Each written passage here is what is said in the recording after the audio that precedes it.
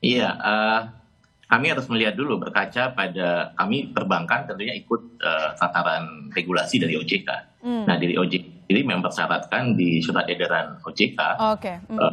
kewajiban untuk melakukan pemeriksaan yang kita sebut dengan know your employee gitu kan ya. Jadi Ya. artinya kalau Hmm. coba dilihat dari standar eh, rekrutmen, itu basicnya adalah kita harus paham dulu know your employee, kandidat yang kita hire siapa gitu. Hmm. Kemudian kedua kita melihat adalah prinsip kehati-hatian. Itu sangat ditekankan oleh OJK kalau pada saat kita melakukan semua kegiatan adalah selalu melihat adalah prinsip kehati-hatian. Yang ketiga kita melihat adalah aspek manajemen risiko yang selalu disampaikan tadi oleh Bu Kiki.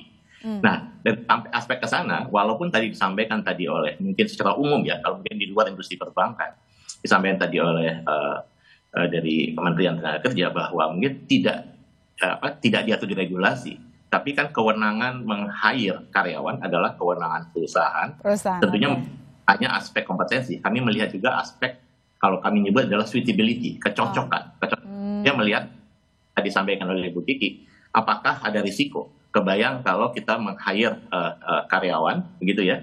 Kemudian kami ya dia adalah slick, kemudian kolektabilitasnya macet. Oke. Kemudian akan berhubungan dengan apa namanya? Apakah dengan vendor, apa berhubungan Oke. dengan Oke. Hmm.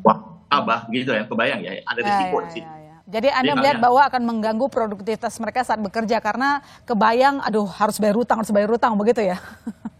tidak hanya produktivitas ya Mbak Elina, tapi lebih Tapi, kepada aspek resiko. Ada aspek oke. resiko yang kecil gitu. Sehingga tadi ya kita ingin kepada karyawan kita bekerja sesuai dengan kode etik yang berlaku. Ya, karena bekerja di sektor keuangan gitu ya. Betul. Oke, baik. Tapi apakah seperti menyambung kata Bu Siti tadi soal asas keterbukaan? Dari awal Maybank sudah memberikan pengumuman dari awal mencari kerja gitu, kan ada berbagai syarat tuh. Salah satunya juga dikatakan bahwa mau memberikan keterbukaan informasi terkait dengan skor kredit mereka. Ada nggak pengumuman itu dari awal? Tidak disebutkan secara rinci, tapi kan kita menyebutkan bahwa yang kita cari tidak hanya kompetensi, tidak hanya kualifikasi. Kalau kita menyebutkan selalu disebutkan di dalam apa namanya, kita mencari tenaga kerja, kita akan mencari kecocokan, termasuk Oke. adalah aspek karakter.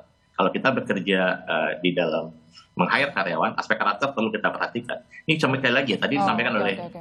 Ibu Mbak Ilona ya. Mungkin banyak karena malah calon karyawan itu diuntungkan karena pada saat kita beritahu Mbak, Mas, ini ada 100.000 loh. Oh, saya ada ya. Kadang-kadang dia lupa bahwa dia punya kredit card ada. Oke. Banyak sekali yang terjadi demikian. Malah kadang-kadang, ayo dibereskan. Jadi kami tidak harga mati, Mbak Ilona. Kadang-kadang tahu, yuk dibereskan loh ini. Malah dia kadang-kadang nggak tahu. Tetapi kita harus satu hal, melihat dari sudut yang ekstrim. Kami bisa menemukan calon karyawan yang bisa memiliki 10 kredit card yang macet. Nah itu kan sudah, jadi kalau dikatakan tadi oleh Bu Kiki, bahwa apakah itu menjadi syarat mutlak, kita tidak menganggap itu sebagai syarat mutlak, tapi melihatnya sebagai holistik keseluruhan dari semua proses karakter, kualifikasi Iya, karyawan. oke. Kita Akan dilihat lagi, dicek lagi case-nya begitu ya?